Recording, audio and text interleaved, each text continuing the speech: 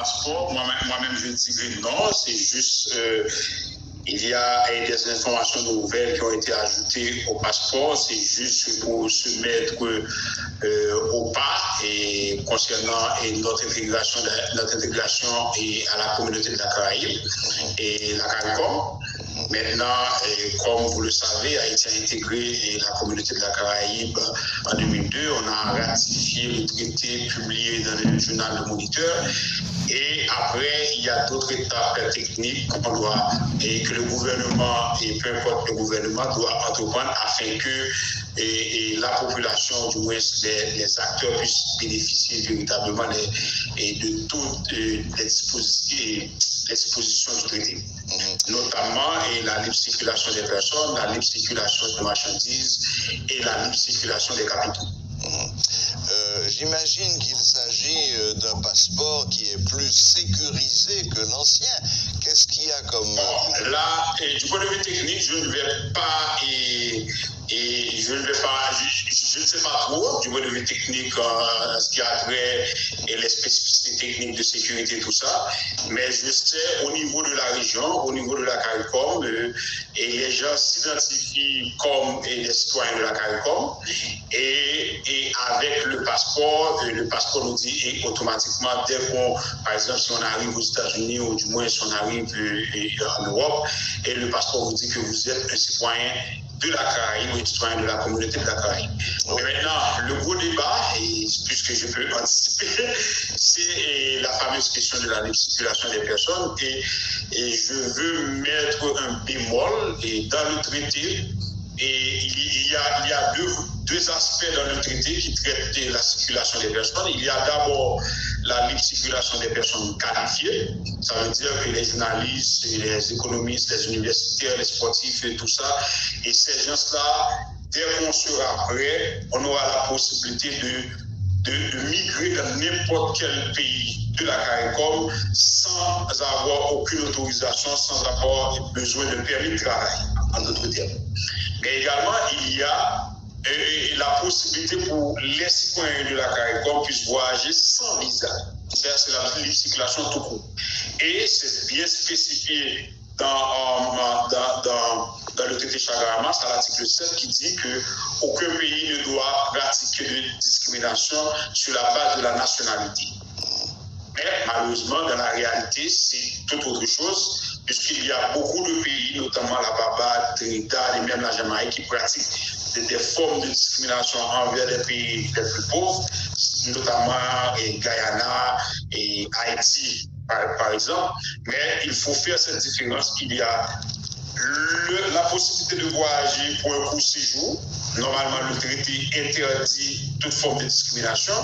Et la possibilité de migrer vers un pays de la CARICOM, et ça concerne surtout les personnes qualifiées, les universitaires, les sportifs, etc.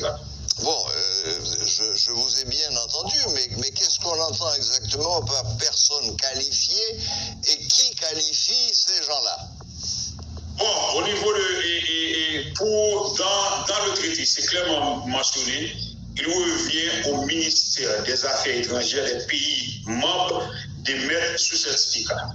Ça veut dire que dès que le ministère des Affaires étrangères à Port-au-Prince vous dit que vous êtes universitaire, ça veut dire que le certificat émis par le ministère des Affaires étrangères remplace automatiquement le permis de travail de n'importe quel pays de la Caraïbe. Donc c'est un document... Si vous voulez, oui, je dis c'est un document qui s'ajoute au passeport alors. Non, il y a deux aspects. On a la possibilité de voyager, aller dans n'importe quel pays. Maintenant, si on décide de vivre définitivement dans le pays, on doit avoir un certificat de travail. Et aux États-Unis, on l'appelle en anglais le Social Security. Et c'est la même chose pour le Canada, mais dans la Caraïbe, on appelle le permis de travail. Maintenant, pour obtenir ce permis de travail, c'est quelque chose de vraiment difficile, surtout dans les pays de la Caraïbe. Mais maintenant, étant donné qu'on est membre, et le traité prédit que n'importe quel citoyen peut décider à n'importe quel moment d'aller vivre dans n'importe quel pays de la CARICOM dès que ce citoyen est en main le certificat et l'autorisant à le faire. Et ce certificat est émis par le ministère des Affaires étrangères de ce citoyen. Très bien. Bon. Bien sûr, il y a des documents de base. Par exemple, si on ne peut pas dire qu'on est universitaire, ça veut dire qu'en soumettant le dossier, on doit ajouter les diplômes, tous les documents qui prouvent que oui. vous êtes une personne qualifiée.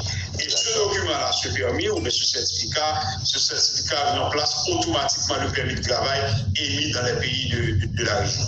Très bien. Bon, là, j'avoue que c'est un petit peu plus clair, donc je résume rapidement. Ce nouveau passeport n'apporte rien de sensationnel sur le plan technique, apparemment. C'est pas un passeport biométrique, par exemple. J'ai bien mentionné, il y a deux volets dans la libre circulation. Si vous voulez vivre, si vous voulez migrer définitivement vers la Jamaïque, il faut avoir ce document. Le certificat émis par le ministère des Affaires étrangères. Oui, j'ai bien maintenant, si vous voulez, et c'est là où la barre blesse, si vous voulez visiter la Jamaïque pour quelques jours, par exemple, c'est le cas des entrepreneurs haïtiens. Si vous allez là-bas juste pour faire affaire pendant 2 ou 3 jours, techniquement, ce passeport devait annuler cette question de visa. Mais en réalité, connaissant la situation actuelle du pays, où les agents de l'immigration de pratiquement tous les pays du monde considèrent les Haïtiens comme des potentiels migrants et immigrants illégaux, là, on bloque le plus souvent et c'est là où la situation est plus possible. Oui. Par exemple, c'est le cas de la Barbade, et je me rappelle, il y a 2 ans, la Barbade avait appliqué l'article 7 du traité disant qu'il ne faut pas pratiquer la discrimination. Et ce qui s'est passé au bout d'un an, le gouvernement de la Barbade a dû rétablir cette question de visa parce qu'en un an, on a accueilli plus de milliers d'Haïtiens et ces Haïtiens se trouvent dans des situations vraiment catastrophiques, de misère et tout ça. Et on a dû rétablir cette question de visa pour les Haïtiens et vouloir visiter la Barbade. Voilà, ok. Finalement, à l'occasion de ce nouveau passeport qui est censé éliminer l'obligation de faire une demande de visa, si j'ai bien compris, nous allons quand même avoir 2 catégories d'Haïtiens. Nous avons les Haïtiens qui auront le nouveau passeport et qui seront exempts de visa s'ils vont pour une simple visite, et il y aura la catégorie des Haïtiens qualifiés, qui sont qualifiés par, je reprends ce que vous avez expliqué, qualifiés par le ministre des Affaires étrangères haïtien. Non, mais ça, c'est beau. Mais maintenant, ça existe dans pratiquement tous les pays. Les Européens peuvent voyager en Amérique, aux États-Unis sans visa. S'ils décident de migrer définitivement aux États-Unis, ça, c'est un autre processus. C'est la même chose. Maintenant, si vous voulez visiter les pays de la Caraïbe, oui, mais il faut dire qu'à l'état actuel, aucun pays de la Caraïbe, bon, disons mieux à l'exception de la Dominique ou Saint-Vincent, mais pratiquement tous les pays de la Caraïbe n'acceptent pas les Haïtiens, n'acceptent pas l'entrée des Haïtiens sans visa. Et la raison principale, c'est la situation économique du pays. Oui. Parce que dès qu'on est dans une situation de pauvreté absolue, et par exemple, on est haïtien, lorsque vous allez à l'aéroport de Saint-Louverture, on voit cette ligne des gens qui partent vers l'Amérique centrale, vers l'Amérique du Sud, tout ça. Maintenant, dès qu'il y a une opportunité, les Haïtiens laissent le pays et ne reviennent plus. Maintenant, là, on parle de la Caraïbe, mais on parle des pays qui ont une superficie, le cas de Saint-Lucie, qui est plus petite que la Gonave. Oui. On parle de la Barbade qui a une superficie, disons, égale à la Gonave. Oui. Ça veut dire que ces gens, bien qu'ils sont riches, la Barbade a un revenu per capita équivalent aux pays développés, mais du point de vue démographique, du point de vue espace, ils n'ont pas la capacité d'accueillir autant d'Haïtiens. Et vous pouvez imaginer, si une population de 300 000, ça veut dire que ils n'ont pas d'espace, ils n'ont pas les moyens d'accueillir ces gens. Oui, moins que Cité Soleil. Bon, oui, monsieur Peterson Noël. Donc, on espère, on va voir si ce nouveau passeport va un petit peu arranger les choses du côté des visas, mais enfin, apparemment... non, le passeport ne va rien arranger. La seule chose qu'il va faire, c'est de mettre de l'ordre à l'intérieur. Si le passeport ne va rien arranger, pourquoi se lancer dans ce nouveau passeport, là, maintenant, alors qu'on est en pleine période de préparation de référendum et